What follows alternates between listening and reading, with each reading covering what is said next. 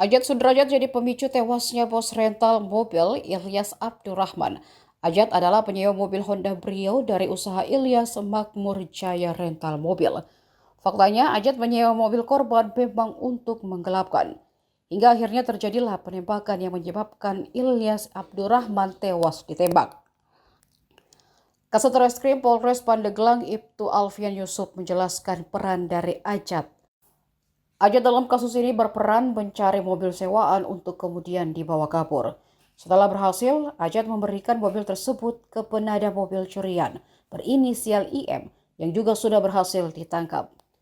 Alfian menegaskan Ajat bukan bagian dari pelaku penembakan terhadap Ilyas. Dari peran itu, Ajat dijanjikan komisi 5 juta rupiah usai berhasil mencuri mobil rental. Namun, Ajat keburu ditangkap tim Satreskrim Polres Pandeglang pada Jumat kemarin. Di hari, dirinya akan menerima komisi 5 juta rupiah.